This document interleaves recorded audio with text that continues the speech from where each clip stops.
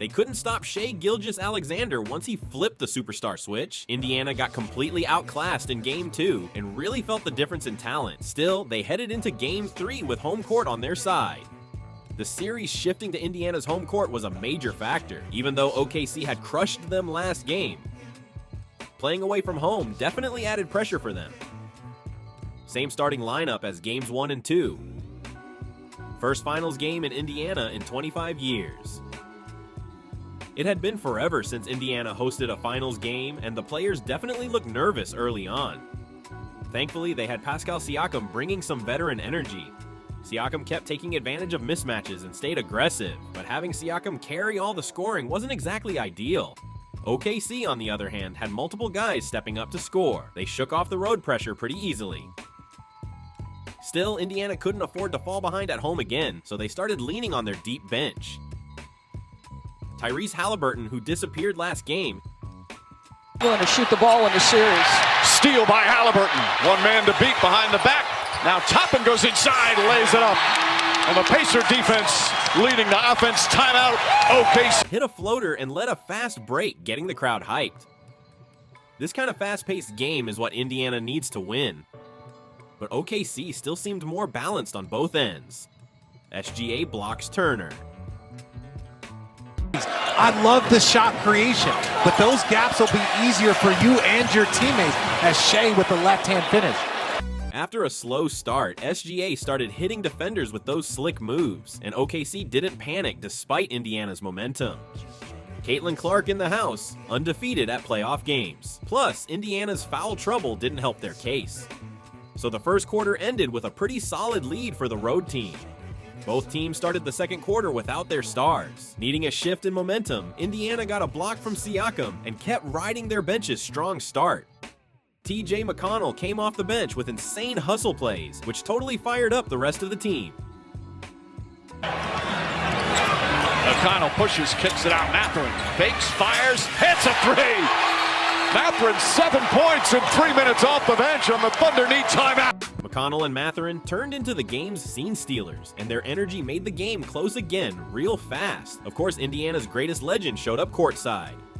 Meanwhile, Jalen Williams didn't show up when his team needed him most. OKC just couldn't figure out how to stop McConnell. Even SGA couldn't really settle things down for his squad. Indiana's second unit exploded and suddenly took the lead. This was exactly the kind of game Indiana wanted. Bench points 19-0. McConnell was showing everyone what undrafted greatness looks like. OKC finally got some life from Isaiah Joe's back-to-back threes, giving them their first signs of bench scoring. Down. Obi Toppin run on the floor inside. Mathurin counted and a foul. Bennedict Mathurin a spark off the bench. But giving Indiana fast break chances is basically handing them points. Indiana's depth was really living up to the hype. While OKC was struggling the most since the finals began, Haliburton seemed fired up by the bench's effort. But once the starters came back, OKC quickly caught up. J-Dub and SGA heating up at the same time was huge for them. SGA, who had been underwhelming, started attacking the rim more instead of settling for jumpers. Still, Indiana held the lead going into halftime. Rebounding numbers +4 for OKC. Haliburton fakes, fires, and hits! Haliburton from downtown and the Pacers. Haliburton was finally playing with the aggression they needed, so it was Indiana who closed the half on top. No need to explain what made the biggest difference there. Then OKC's 1-2 punch came out swinging to start the second half. They flipped the score in no time.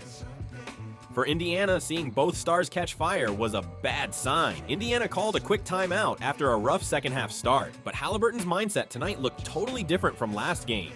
OKC, who had once taken the lead, suddenly started coughing up turnovers. OKC, usually the ones forcing turnovers, were now getting a taste of their own medicine. Of course, Shai Gilgeous-Alexander kept making clutch buckets to stop the bleeding. Lou Dort also knocked down some big threes, way more than expected. Around this time, Haliburton was finally playing like the star fans were hoping for. Holmgren's drop-back defense couldn't really stop him. Totally different Haliburton compared to games 1 and 2.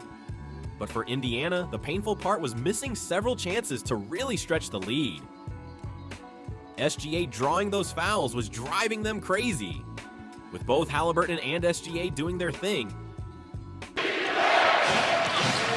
Jalen Williams, nice feed, and Holmgren the finish on a foul.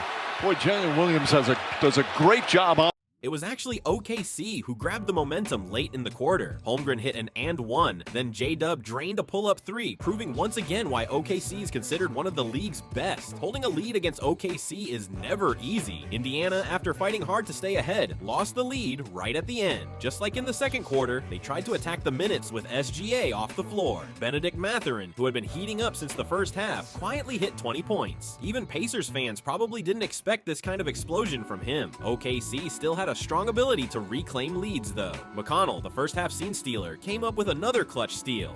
McConnell is going off. Then SGA responded by drawing yet another trip to the line. You could already feel this game heading toward a clutch finish. This might be the most exciting game of the finals so far. Turner. Haliburton looking for some room. Step back three. It's good! Tyrese Haliburton with a three-pointer. And the Pacers back up by 3. Haliburton stayed hot, and Indiana fought back to tie things up. If OKC can't stop Haliburton tonight, they're in big trouble. But when SGA got called for a travel, it was a tough blow for OKC with the game getting tight. Indiana kept control thanks to a team-wide scoring effort. Obi Toppin shut down Jalen Williams with a massive block. Haliburton on the drive. Can't get it. Toppin on the follow. Obi Toppin gives the Pacers a 7. Then threw down a powerful follow-up dunk to extend the lead. Honestly, that should have been an and one, no question. OKC was in danger of letting the game slip away completely, but SGA hit a clutch mid-range jumper to stop the bleeding. Haliburton, who had been solid all night, made a costly turnover. That gave OKC a glimmer of hope to stay alive. Haliburton visibly frustrated with himself. Indiana's lucky the refs didn't call a flagrant on that one. OKC finally locked in defensively down the stretch, trying to turn it into a one-possession game. Holmgren, who had gone quiet, got his three-point shot blocked. Turner's shot blocking is seriously elite. Even SGA's mid-range jumper rimmed out.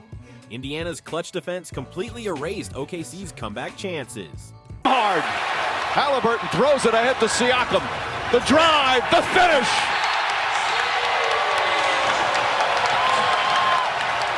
Then Siakam nailed a huge bucket to give them a clear edge.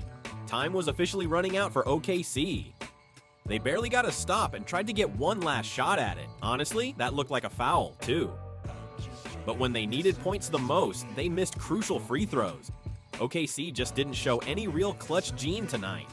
And with that, Indiana took a huge Game 3 win.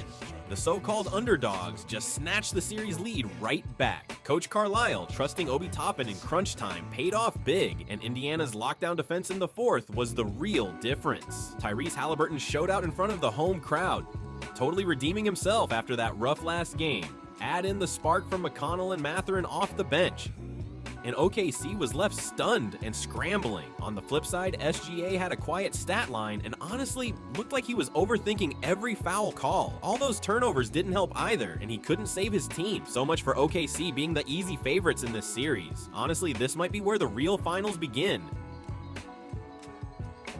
You know, most of the time, the talking heads on the major platforms, I couldn't care less, honestly. Like, what do they really know about basketball? It is what it is at this point. You know, it doesn't matter. You know, we're here in the NBA Finals, 2 wins away from an NBA championship, so